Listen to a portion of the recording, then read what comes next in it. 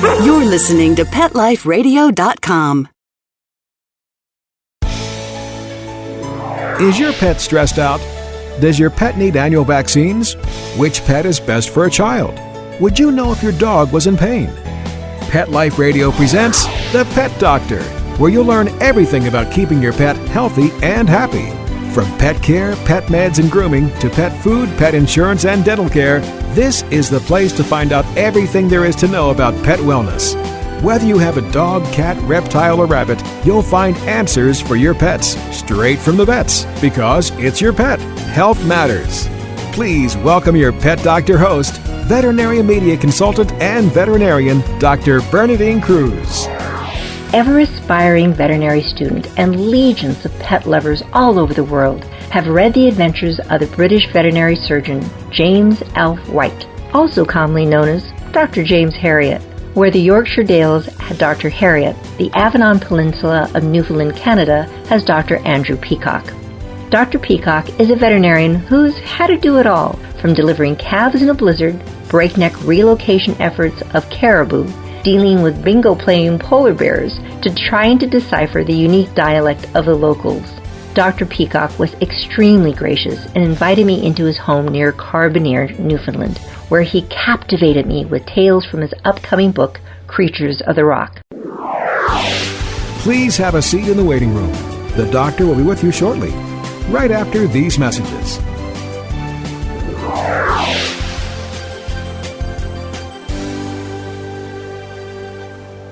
Pet Life Radio, the #1 pet radio network on the planet, joins forces with iHeartRadio to put the power of your pets in your pocket. Awesome. Download the iHeartRadio app and rock Pet Life Radio on your phone, on your tablet, on your Xbox, in your car. Pet talk, pet tunes, and fun pet times. Pet Life Radio and iHeartRadio. Positively Possum. Every pet is unique. Maybe they're gray in the muzzle, yet young at heart. Maybe they're growing out of the puppy stage and into their paws and ears. Or maybe they're just trying to maintain a more girlish figure. At PetSmart, we have the right food for your pet at a great value for you. PetSmart. Be better together. Go to PetSmartDeal.com and save up to 30% on Possum gifts for the pets and pet people in your life. Toys, collars, leashes, PetSmart gift cards, treats, and more. Go to PetSmartDeal.com today. PetSmartDeal.com.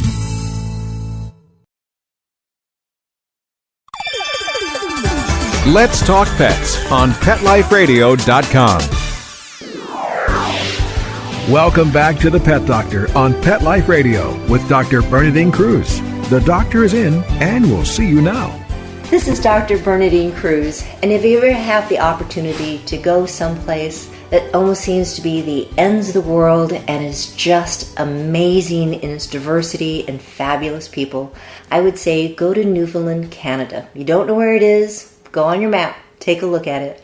Because right now I have the opportunity to be in the very gracious home of Dr. Andrew Peacock. He is a veterinarian who never really thought, I have a feeling, that he would have had the adventures in his career that he's presently had. Dr. Peacock, thank you so much for allowing me into your home and telling me some fabulous, fabulous stories. Yeah, you're welcome. It's nice to have you here. Tell me a little bit about your background first. Where did you grow up and where did you go to veterinary school? I grew up in northern Ontario in a place called Kapuskasing, and I went to school at the University of Guelph in southern Ontario. And your plans were to come to somewhere where some people would say is kind of in the middle of, I'm not really sure where we are, and it's a small rural community, Freshwater. Right. And Freshwater is near St. John's, Newfoundland, so somebody looks on the map, they can find it. How did you come here? My wife's a medical doctor, and the two of us were looking for really an adventure for a couple of years after vet school, and we thought we might try somewhere in the north. We looked at jobs in northern Ontario and northern Saskatchewan, and at that time there was a lot of resistance to female medical doctors and trouble finding a job for her, believe it or not. we ended up with looking at Newfoundland, a place neither of us had ever been to before, and we thought we'd try that a couple of years, and here we are still here 30 years later. And this home that you've allowed me into is just spectacular. It's overlooking a bay. You have a view that is breathtaking, and you offered me a drink in the beginning that had iceberg water in it. I mean, this iceberg ice, and it sings to you. That's right. The iceberg ice, it surprised us the first time we got some of it. We got it going out in a kayak. The first time we got it, chopped a little bit off an iceberg that floated by our place. And the ice and the air trapped in it is very old. It's 600 years old or more. And it bubbles out as it melts in the water. It's quite interesting to hear. So you're in this area, and I have a feeling you didn't do just a small animal practice. It was a mixed animal practice. But it wasn't just cats and dogs and horses and sheep. You worked on a plethora of animals. What have been some of the things that you've worked on in your past? Well, I guess the biggest one that I've worked on is I've done a bit of work with whales. I've done some work with blue whales. Not blue, humpback whales. And they come by here all the time. One of the things that used to happen with them when we had cod fishing here is whales would occasionally get caught in the nets, and I was involved in helping to get them out of the nets. The other thing that would happen with whales sometimes is they'd be caught inside the ice. And an interesting thing that came up with one of the whales we had caught in the ice is that we don't know much about these animals. And we look at them stuck in shallow water in the ice, and watching them and seeing what's going on with them, it became apparent that one of the real problems may seem trivial as sunburn. So the thing that we were able to do with an animal like that was to put suntan lotion on the whale. That's a lot of suntan lotion. That's a lot of suntan lotion. We put it on with a mop. I don't even want to know where you go to get gallons upon gallons of suntan lotion, but I don't think most people would have thought about it. Had the opportunity during the trip here to speak to Dr. Jack Lawson of Canadian Department of Fisheries and Oceans. And you were talking a little bit about these humpbacks being caught in ice. And I said, well, why don't they just dive down? He says, recently they've had quite a few blue whales that were caught in the ice and perished, and there's so few of them, they really thought, in the females, that it was just really very tragic. But you also worked on some whales doing something rather unique besides putting sunscreen on them. It was doing an EKG. Right. Back a few years ago, and this fits in with the animals being caught in the cod trap. We had one caught in the cod trap, and I worked with a enthusiastic, I'll say, scientist from St. John's who did a lot of whale work, and he thought it might be fun to do an EKG on a whale. I convinced a big company from the States that it might be a good advertising thing to advertise you, had the machine that did the first EKG on a whale, so they sent a couple of scientists from Texas, I believe, up here with a single lead EKG machine, and we stuck it onto the side of the whale when he came up. He was stuck in one place because he was in the trap, and when he came up for air, we stuck this lead onto him with looked like a toilet plunger, and got an EKG tracing off him. It was fun to do. I'm not sure how much we got out of it, because when we looked at the tracing, there was nothing to compare it against. Nobody had done it before. But you were the first, so that's important. As far as I know, we were the first. Certainly the first to do it on a free-ranging whale, almost free. Almost free-ranging. Yeah. In this area, it seems like you will have worked on animals from cats, dogs, horses, sheep. In your practice, you've done a little bit of all of it, so people maybe are used to reading books by James Herriot, and you've written your own book. Tell us a little bit about that book. I have. I've always been interested in writing. It's something that I enjoy doing, and in a practice like mine, and I'm sure a lot of vets get this, people say to you, you should write a book someday, you've done a lot of things. My practice is a little unusual, as you say. I've worked on animals like whales. I've also done work on polar bears and moose and caribou, dogs, cats, ostriches, horses, name it, and I've seen it. Where do you find an ostrich up here in Newfoundland? Come on now. Somebody decided that it would be a good idea to have an ostrich farm. Huh. Did it work? Probably the most intimidating animal I think I've ever worked with. A 9-foot bird that looks at you with soulless eyes, and from 6 feet away he can tear you in half with a kick from his foot. But there were a couple of people in my area that tried ostrich and emu farming, and I had the opportunity to work with some of them. Just seems like in the middle of Newfoundland it might just be a wee bit cold for these birds. It's amazing, you would think that, but they did well. There wasn't a problem with that. It wasn't a difficulty. I think the difficulty that they ran into was the marketing of it, finding a market for products from the animals. So tell us about some of the highlights in your books. I know there's chapters upon chapters of fabulous tales of things that you've done. It's hard to pick. It's like, what's your favorite child? One interesting story is we have the Labrador Current flow by us here in Newfoundland. It's an ocean current that runs from the north.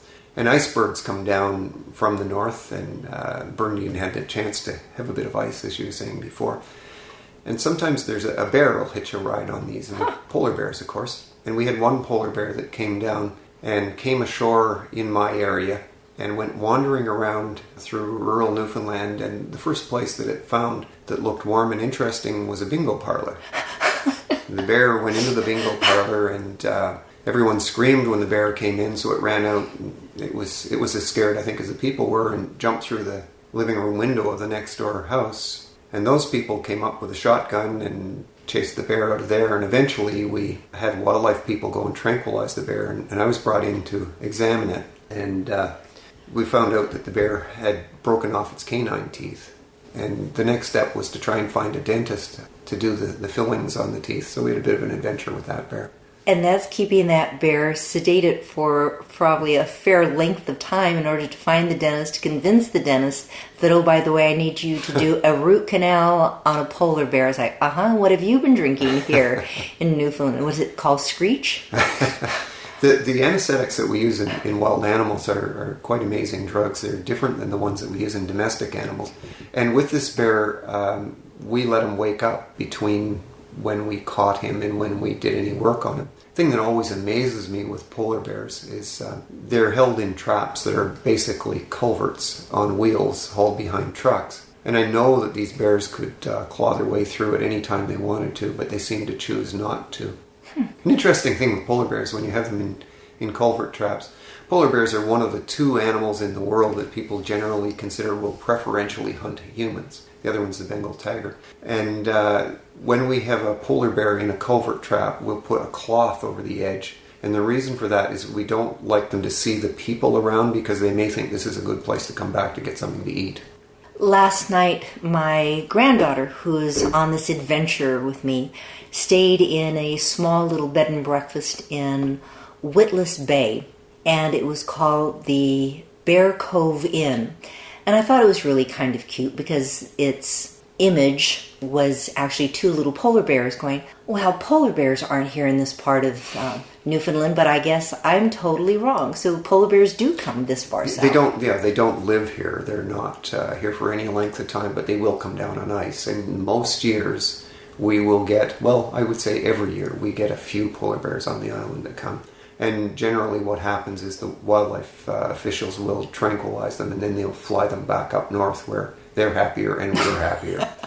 So polar bears in your backyard. And speaking of your backyard, you said that there is this island that's Maiden Island. That's right. It's a stone's throw if you're really good at throwing stones from your backyard. And you said you were diving there with your daughter. Now, this water is freezy buttons cold. Excuse me. I've stuck my toe in it, and it's very cold. But you dive out there.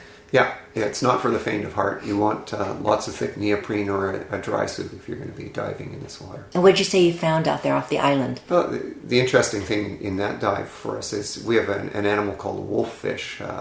It's a very ugly, big-headed fish with its teeth angled backwards. And the fishermen here always talk about if you get one in your nets, you don't want them to bite you because you can't pull your hand out because it'll rip you up because of the angle of their teeth. And I'd seen many of them diving, sitting on the bottom, and they usually rear up and kind of snarl at you a bit. I suppose that's what they're doing. And I was on a dive with my daughter around this island, and we came across 5 of them coming towards us through the water. They didn't bother us, but it was a little intimidating. I was very surprised yesterday at Perry Bay. I'm not sure which. There is a Cove, a bay, Petty Bay. Petty Harbor? Petty Harbor. Okay. Ah, it was close. Started with a P. Petty Harbor. They had a small mini aquarium there. And in the small aquarium, they had several sea cucumbers and some other fish and jellyfish that we saw yesterday as I was going out looking at whales that were extremely bright in color and would never expected bright colored fish or sea life in this area. I just very incorrectly thought that all be very pale. What have you seen when you've been out there diving? Well, you see the sea cucumbers and sea urchins, and there's all kinds of shellfish and things like that. There's lobsters here too. The interesting thing in Newfoundland is how few of the odd things out of the ocean that people eat here. We eat the lobsters. I don't know, the first person that ate one of them must have been very brave. But the sea cucumbers and sea urchins and things like that, there's a big market for them for Asian cuisine, but nobody locally eats any of that at all. Or even the shells. A lot of the shellfish people don't eat.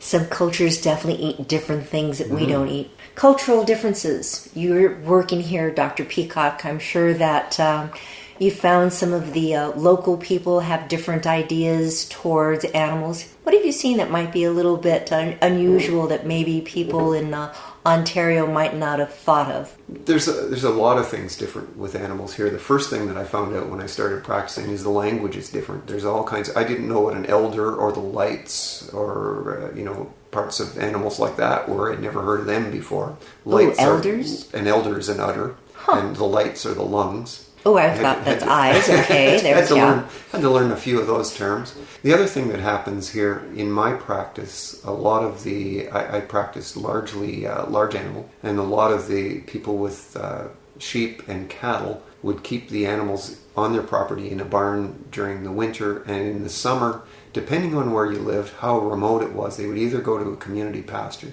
and in some areas they were even just let run free. And they were interesting animals to look at as far as health. If somebody's got a sick sheep or something that's running around over hundreds of square miles. And how do you find it? Now, I came in today greeted by just a gorgeous 6-month-old Australian Shepherd. And I'm looking at this Australian Shepherd going, something's different about this Aussie. What is it? It's friendly. Oh, I know. It has a tail. Right.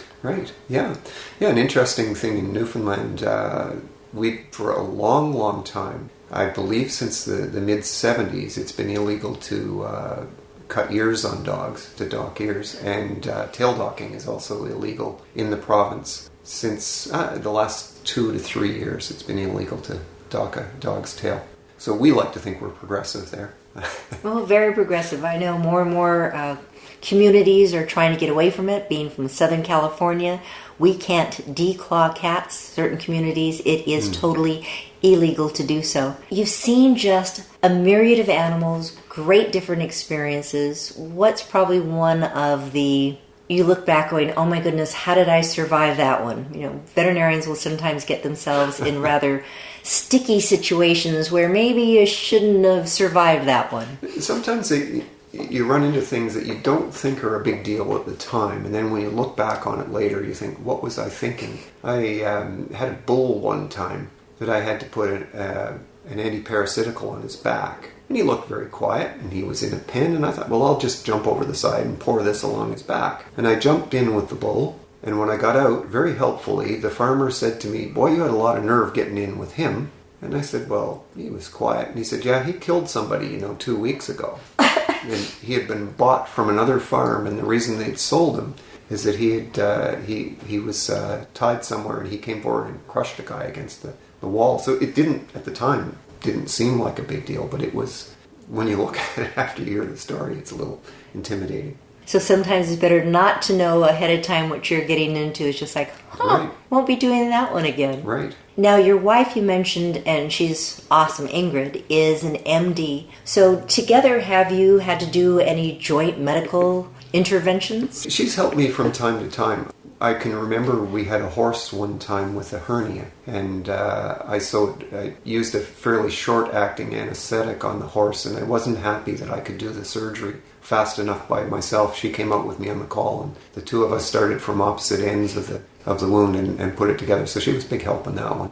And you also had 3 children that grew up in this wonderful home. And you said at one time, if people could see through your back window, there's this sloping lawn that goes down to, a 30-foot cliff, and then it just falls into the ocean. Mm-hmm. You've had some experiences with the children, all of a sudden, slipping into the ocean. But I know you had it very well protected, so no child cruelty. You had fences up. But what was the situation there? The weather here is odd. We get a winter, but it's sort of intermittent. It'll snow, and then it'll rain, and then the snow will all go.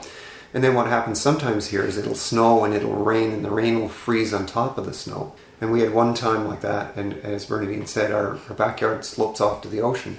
And we had a fence to keep the kids from falling over the 30-foot cliff down into the ocean, and one piece blew down in a storm. My wife came home, and one of the kids jumped out and slipped all the way down the backyard and out over the cliff. And she was a little worried what had happened to her, of course. And just a wee bit. Hit the one piece of snow down, missed the ocean by probably 10 feet, and hit the one piece of snow with all the rocks around, and she was fine. So. And your children, did they ever go with you on calls? Because I can imagine there were some great experiences for them to see. This is my dad, the veterinarian. Yeah, they did, and you can tell what a great job it is that none of them ended up being vets. But you said one's in medical school. One of them's in medical school, yeah. And I think they were a big help. And I can remember one time with one of my daughters, I took with me on a call. It was kind of funny. We were looking at horses on a pasture, and the pasture manager came along wondering who was on his pasture, and then realized it was the vet, and that was okay. And it was intimidating when we came to the place because the horses all ran around the truck and were jamming us up against the truck and kicking each other and everything, and I was a little worried about my daughter. And we looked over the side, and the horses had a plastic bag that they were shaking around, and the pasture manager started cursing and complaining about these stupid people coming to the pasture leaving plastic bags around, and these poor horses were going to choke on it, and it might be work for the vet even, if they choked on a bag. And when we finished up and drove away, my daughter said to me, that guy didn't see, but his window was down, and one of the horses reached into his truck and pulled his lunch out, and that was his lunch bag. These are smart horses. It's a little too smart. And you also said besides sometimes taking out your wife or taking out one of your daughters for a veterinary assistant, you also take your Aussies. Your Aussies have gone out with you. Yeah, they're big help. I wish I could have taught them to let people into the truck to help me get drugs. The one problem with them, they get defensive and wouldn't let anybody come in to remove any drugs from the truck. But there was a couple of things they were good at. And one thing they were good at, of course, was chasing. Sometimes they thought they were better than they were. But the other thing that I found they were really good with downer cows. In cows, there's a syndrome where cows will get down and they give up. And they just say, I'm going to die. There's nothing I can do. And there may not be very much wrong with the cow even. And I found that a lot of these cows, especially if they weren't used to a dog, if you could take your dog and get your dog to run at them and snarl and look like he was going to eat them from about 50 yards away, by the time the dog got to them, the cow would get up. And you'd have animals that you could prod with, all kinds of ways, poking at them and everything. They wouldn't get up, but if they had a fierce-looking dog run at them, they would get up. And the dog would never touch them. But he and she, two of them that I had, were very good at looking very mean when they ran at the cattle. And so they were one of my tools for... So instead of doing testing, this was your lab testing. That's right. Used labs. Right. I know that's a very bad joke. It wasn't a cat scan, it was a dog scan. It was a dog scan. Very bad, yes. And you typically have had Australian Shepherds. Yeah, I've had 3 Australian Shepherds, and they're a handful. They're a handful. They're bright dogs, but they take a lot of work. But one of the things I love about these dogs is that they just love learning things. Anything that you can teach them, you can just see their eyes light up when you try to teach them something. And they were wonderful. My practice had a lot of driving. I had drives 2-3 hours sometimes when I was looking after the next practice to a call, and it was good company having a dog in the truck, and very nice. They'd on the way back they'd cuddle up and stick their head in your lap driving home. That was always nice. Keep you warm, keep you awake. Yeah. So Dr. Peacock, you're talking about here's a practice where you're having to travel 3 hours to go see a client. Talking from just a very, the economics of running a practice, How does a veterinarian run a practice when you have to go 3 hours one way? That means 3 hours back. That's your day on the road. Yeah, it's kind of the cause and the effect both at the same time. All of the large animal practice in Newfoundland is run by the government. And the reason it is run by the government is because of these distances. I have not intensive but extensive practice. There are farms dotted all over the place but not close together. And it's a practice that would be impossible to look after, I think, private. You couldn't afford to do it. Government has decided to subsidize this, and I was always on salary in my practice, as are the other large animal vets in the province. And I believe that socially, for sure, and perhaps even economically, it makes sense. It allows these farming centers to work. It allows them to have veterinary assistants. That's a big help to a lot of them. Some of the even dairy farms are miles and miles from anywhere else. It would be very difficult to be able to have a veterinarian privately come and look after these places, but with a bit of government assistance in setting up the system, it does work. With the government being involved, oftentimes people are concerned, but it seems as though sometimes government is one of the best ones for making sure that the people are healthy, the animals are healthy, we're all interrelated.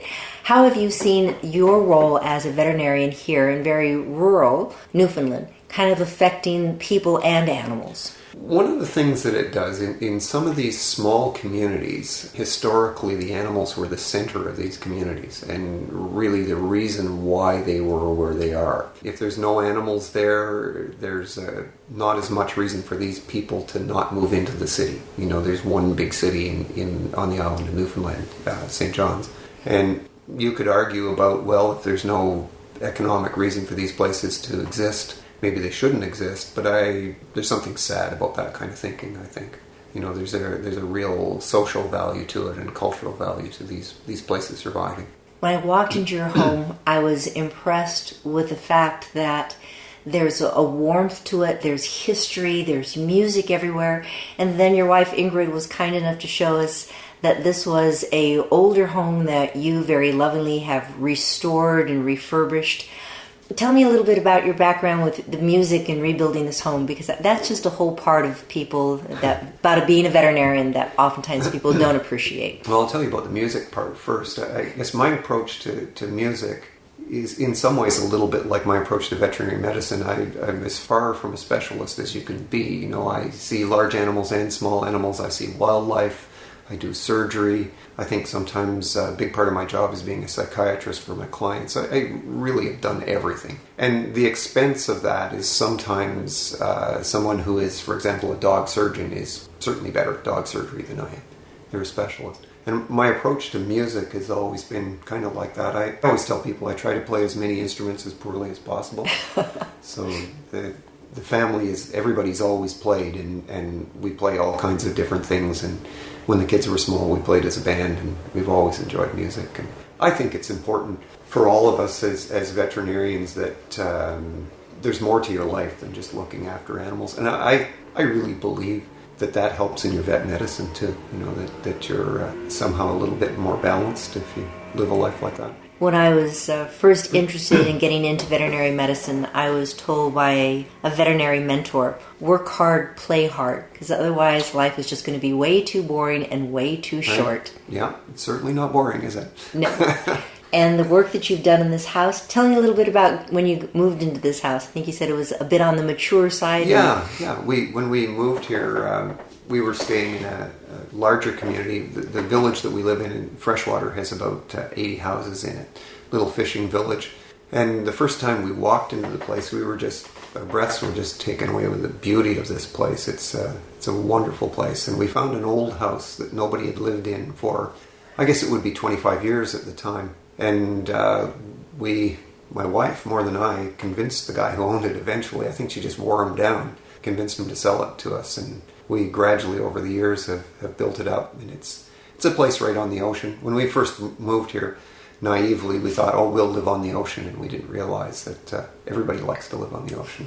Houses aren't necessarily available that close into the water. So we've been lucky with that. With some tenacity, you got a great piece of property. And Dr. Peacock, you mentioned, being on this great piece of property and looking out, and I'm seeing various seabirds. You said you'd worked on different types of wildlife. What have you worked on besides the whale? There is a nature park in Newfoundland called Carbonear Nature Park, and I was a veterinarian for Carbonear for a long time. So I've done quite a bit of work with birds. I've done orthopedic surgery on one of the ones we get a lot of times are snowy owls, come from the north, and a lot of them seem to hit power lines and things like that. We've patched up a lot of them. I've done a little bit of work with birds like gannets. This is a seabird that we have up here with a 6-foot wingspan. They're a little harder to work with. They don't handle people touching them very well. Done some duck work. Done quite a bit of work with moose and caribou. Kind of a thing that has got to be sort of one of the things I've specialized in. I suppose if I specialize in anything a little bit is tranquilizing wild animals, and I do some teaching of darting moose and caribou from helicopters. So that's another thing we've worked at. So hanging outside of helicopters with your high-powered scoped rifle and getting them in the bum. Actually, you do it with a pistol. Oh, yeah. Okay. And you do hang out the window, and you find out as a vet very fast that you're not the best one to be shooting. You want somebody who knows what they're doing with a gun, and you want a very good helicopter pilot. We were doing a translocation of caribou where the caribou were being shot with tranquilizer guns, landed near where they were being shot, and then driven in vehicles about 40 minutes to their new home. And I was in the back of the truck watching the caribou, these tranquilized caribou, making sure they were okay during the trip. We started off with pickup trucks. It was in the middle of the winter, and I made a mistake of telling the driver, let's see how fast you can get to where we're going to drop these caribou. That's called wind chill factor. Yeah. It was freezing cold, and I was seriously worried whether I was going to be flipped out the back, hanging onto a spare tire and trying to examine a caribou. After the first day of this, we had a meeting, and I said, no more of this, let's do it in vans. So we changed over to vans the second day. And the second day, we were moving one caribou along, and over the radio came a message that someone in one of the helicopters had hit a caribou in the chest rather than the hips. We tried to hit them in large muscle masses in the back legs. And they hit one in the chest, and that's not a good place for a dart to go. Of course, there's all kinds of bad things, hearts and lungs and things that you don't want tranquilizer into. And you don't want holes in that area. So the decision was made by the helicopter pilots and the biologists in the helicopter to try and find a veterinarian fast. So they drove over the town of Bay Roberts, which is a place of about 4,000 or 5,000 people. So a fair-sized little town. And they found us driving through Bay Roberts with our van and radioed us, and we pulled off the side of the road, and the helicopter landed in a front yard. 2 wildlife workers jumped out of the helicopter with a caribou on a stretcher, ran out to the road, threw it in the back of our van, ran back, jumped into the helicopter, and took off. And my last memory of that was looking at the house and seeing these 2 women looking out their window, wondering what was going on with that helicopter. Did I just see that? No, it must have been the screech that caused that. Helicopter landing in their front yard. Yeah. Oh, great story. Thank you. I could sit and listen to Dr. Peacock and his stories about practicing veterinary medicine in Newfoundland for hours. Oh, yes, I did. But now we need to take a break. So don't stray. More adventures when we return. Please have a seat in the waiting room. The doctor will be with you shortly, right after these messages.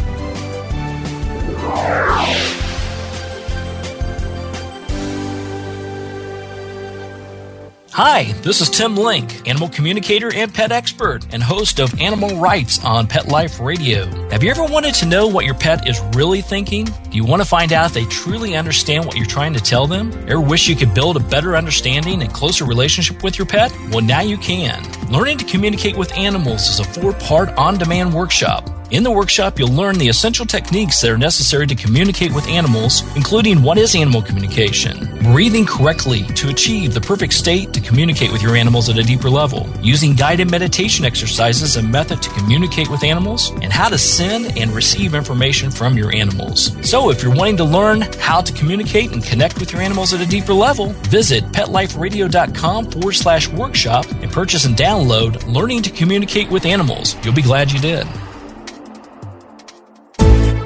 Hey there, pet parents. This is Christy Vaughn, host of The Doggy Dish. Do you love your furry companion? Do you love making him or her healthy treats but can't seem to find the time? Great news. The Doggy Dish is the perfect show for you. Every episode is chock full of healthy and easy recipes that are made with ingredients you most likely have on hand. Tune into The Doggy Dish for yummy and healthy recipes for your canine kids. Every week, only on PetLifeRadio.com. Let's talk pets Let's talk pets on Pet Life Radio. Pet Life Radio. PetLifeRadio.com. Welcome back to the Pet Doctor on Pet Life Radio with Dr. Bernadine Cruz. The doctor is in, and we'll see you now.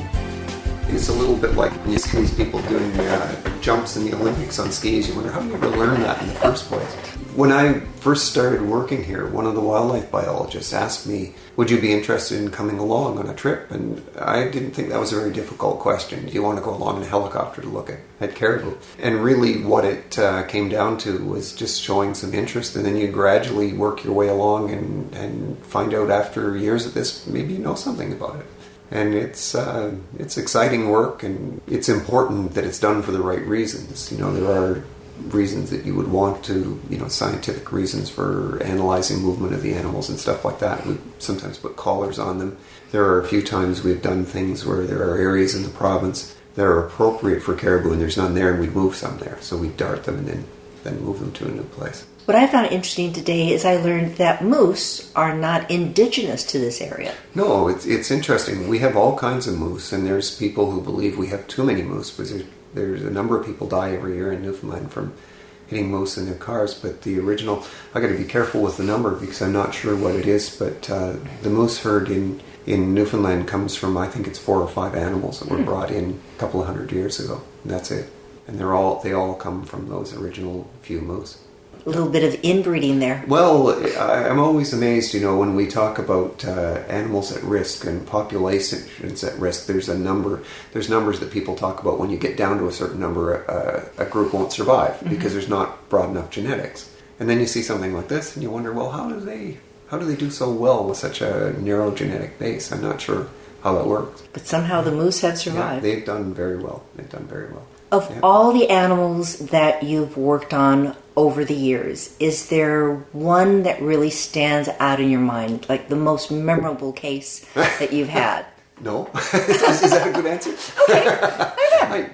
I can't think of anything as any individual case. No, I'm sorry. So the most deadly that you didn't know about till afterwards was that bull that didn't slam you against the fencing and kill you. Anything else that comes to mind as to the craziest situation that you ever got yourself into? I was telling the story about working with the whale and doing the EKG. The size of them is just so mind-boggling. You get out in a little Zodiac, a Zodiac with 3 people, and the Zodiac's about 8 feet long, and the scientist hands you a snorkel and a mask and says, stick your head in the water and have a look at that down there. And the first time I did it, I looked down and I saw this white thing, and I thought, boy, he's a long piece down. And it took me a couple of minutes to realize that wasn't the whale, it was the flipper on the whale. It was just his pectoral fin. And then you turn your head to one side, and as far as you can see under the water, there's whale, and you look to the other side, and as far as you can see, there's whale. And I always thought bulls were big. I deal with animals that would be a ton or ton and a half, and these are big animals. And then you're dealing with this animal that eats that much every day, eats the weight of a bull every day in plankton. And you just feel so small next to these guys. And when we were working on the humpback whale, the scientist said to us, now be careful, if he gets angry at us, lie down in the boat, because he may take a swat at us. Really? Oh my goodness. And they're going after you with their fins? And what they do is they will swat you with their tail. And he said it's a little bit like as if somebody took their arm and put their hand up beside their ear on the far side, like they were going to hit you. And he said if they flex their tail, it's that kind of winding up to hit you. And he said if you see him flex his tail while we're working on him, lie down in the boat. We had a scientist with us in the boat that was working on the EKG, and he wasn't very impressed by that. Didn't believe it? His next line was, get me out of here. I see, that's kind of not impressed with this. Okay, yeah. Great idea. No, I didn't sign up to be killed. Yeah. Any other animal that just really stands out? So, you've had a tremendous cross-section of different animals you've worked with. Yeah. Any people? The people here are great. I just love the people here. And they're funny. When I first came here, I almost needed a translator. I know my wife worked in the hospital. She was lucky enough to have nurses working with her. And from some of the communities in Newfoundland all speak slightly different dialect. And there were people that came in that my wife would have a nurse translate for so that she'd know what they were saying.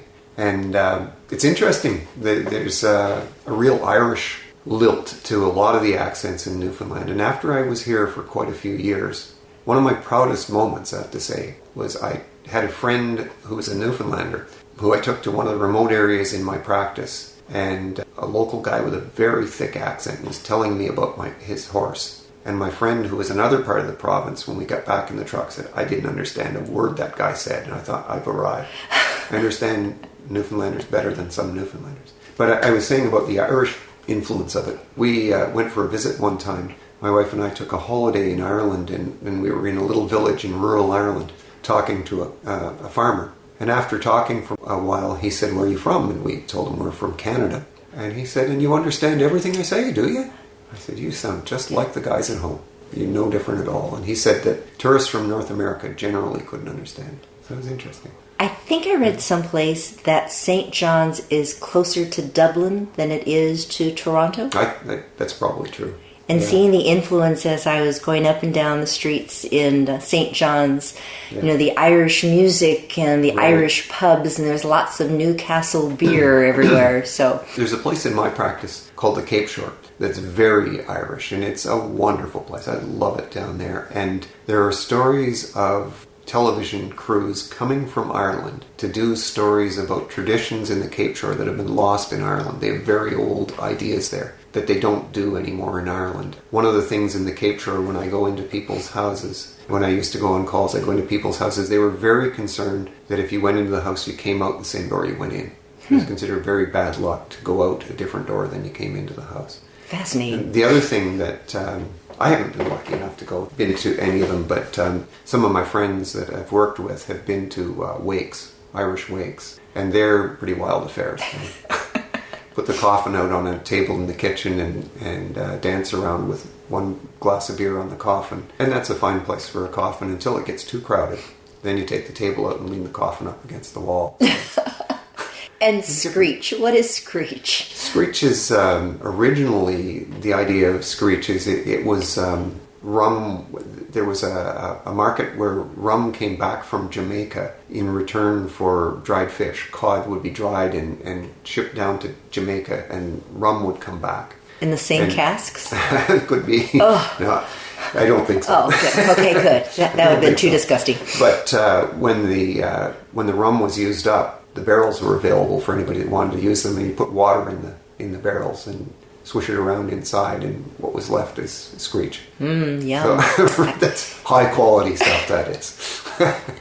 So Dr. Peacock, why would somebody want to come to Newfoundland? In a half hour or less, why would somebody want to come to Newfoundland? I think a better question is, why wouldn't anybody want to come to Newfoundland? It's a wonderful place. It's a culture really unlike anything else in North America. The people here are incredibly friendly. Bernadine and I were talking earlier, and she was mentioning about when you walk in the streets in the city, if you go to cross the road, people stop. People won't, if somebody's driving the car, they'll stop and motion for you to go across. Even if you're trying to jaywalk, yes, they'll stop. Well, and sometimes they want you to cross, even if you're just standing there, they want you to go across. So the people are incredibly friendly. The place has a beauty that's, it's pretty stark. It's not a lush place of growth of trees and stuff like that, but the rocks here are just wonderful. The weather could be better. You've got nice weather while you're visiting this week, but we get some nasty weather sometimes. But I think it's mostly the people, really. It's just wonderful people here. Enough to keep me here for 30 years when I plan to come for 2.